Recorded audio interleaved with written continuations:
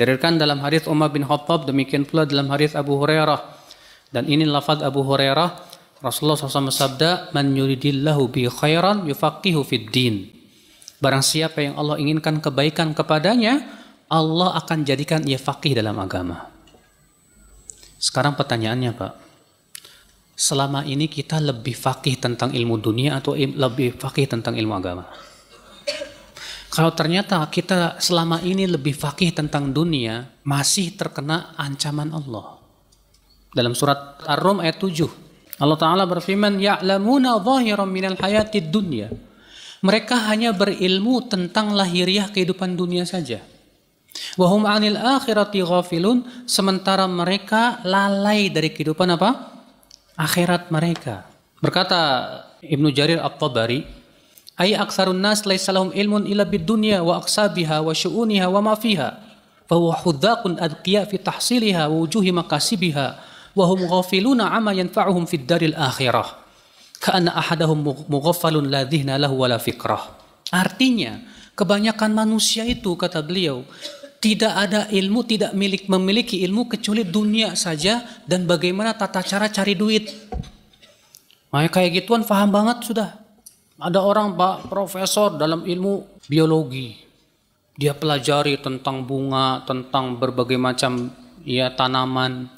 Paham betul. Tapi pas ditanya tentang syarat sah salat nggak paham. Iya. Ada lagi yang satu profesor kimia, Pak. Yang satu lagi profesor fisika, Pak.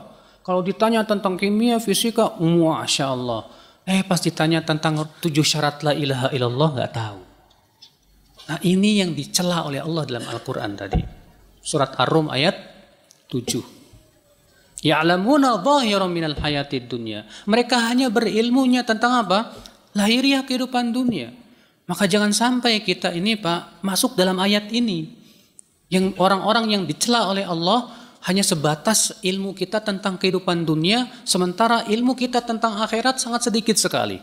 Dalam riwayat Ibnu Hibban, ya, Rasulullah bersabda begini, "Innallaha yubghidhu kulla ja'dhariyyin jawadin sakhabin bil aswaq jifatin bil lail alimin bi amrid dunya jahilin bi amril akhirah." Sesungguhnya Allah benci kepada siapa? Orang yang sombong, kasar, suka berteriak-teriak kayak di pasar, dia bagaikan bangkai di malam hari, berilmu tentang dunia tapi bodoh tentang akhirat. Allah benci kepada orang-orang seperti itu. Jangan sampai seperti itu, Pak.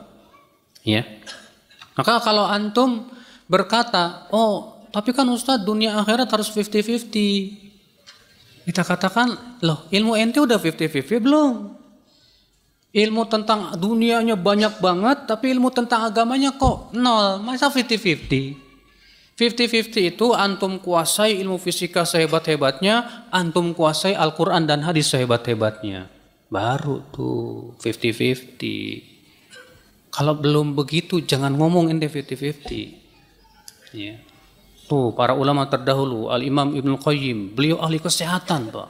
Beliau menguasai sekali ilmu-ilmu kesehatan itu.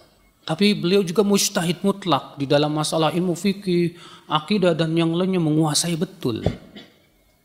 Ya. Nah ini akal Islam, azan ya Allah ya. Dan dari Muhammad bin Ka'ab Al-Quradhi ia berkata, adalah Muawiyah bin Abi Sufyan berkhutbah di kota Madinah dan beliau berkata begini, "Wahai manusia, sesungguhnya tidak ada yang bisa mencegah apabila Allah ingin memberikan, dan tidak ada yang bisa memberi kalau Allah ingin mencegah, dan tidak akan bermanfaat orang yang bersungguh-sungguh mencari kalau Allah belum izinkan. Dan barang siapa yang Allah inginkan kebaikan, niscaya Allah faqihkan ia dalam agama. Sungguh aku mendengar kalimat-kalimat ini dari Rasulullah SAW. Nah ya akhi, jadilah kita orang yang termasuk Allah inginkan kebaikan kepada kita. Ya. Apa itu? Allah jadikan faqih dalam apa? Agama. Maka kalau antum faqih dalam ilmu dunia, usahakan faqih dalam ilmu agama juga. Pelajari terus selama hayat di kandung badan, Pak. Mempelajari ilmu agama ini jangan berhenti. Ilmu agama itu luas sekali, Pak. Orang yang belum melihat tentang luasnya ilmu agama, terkadang kalau baru belajar arba'in aja ilmunya kayak selaut, Pak. Saya ini udah hafal arba'in. Wah, itu merasa dirinya Kayak kucing melihat dirinya singa gitu Pak. Ini bahaya. Tapi kalau Bapak melihat, lihat deh. Kitab tafsir aja berapa yang sudah Bapak baca? Pikirin baik-baik. Ibnu Katsir aja belum pernah dibaca. Belum lagi tafsir Abu Ja'far Tabari. Belum lagi tafsir Al-Qurtubi. Belum lagi, masih banyak dalam tafsir. Belum lagi fikih. Kitab fikih 4 madhab. 1 madhab aja belum kebaca. Ini 4 madhab. Belum lagi kitab hadis. Ya. Perpustakaan hadis, kalau antum masuk di kota Madinah, perpustakaan terbesar itu perpustakaan hadis. Bukunya paling banyak banget. Sahih Bukhari, Muslim, Abu Daud, Tirmidzi, Nasai, Ibnu Majah. Belum lagi ya Mu'jam Tabrani yang 3 itu. Belum lagi Al-Hakim, Baihaqi, lagi apa, Masya Allah. Belum lagi ya apa kitab sejarahnya, kitab ininya, Masya Allah. Berapa yang udah dibaca?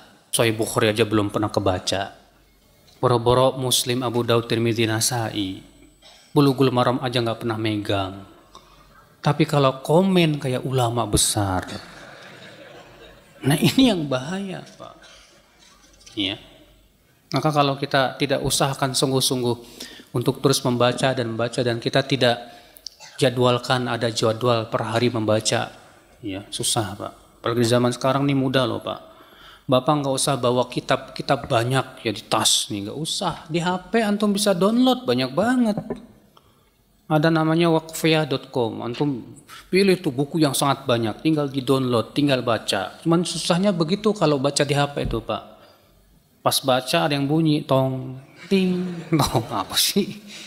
Akhirnya lihatnya WhatsApp lagi, Facebook lagi, Twitter lagi. Baru baca 1 lembar ya. Memang musibah zaman sekarang ini, Pak.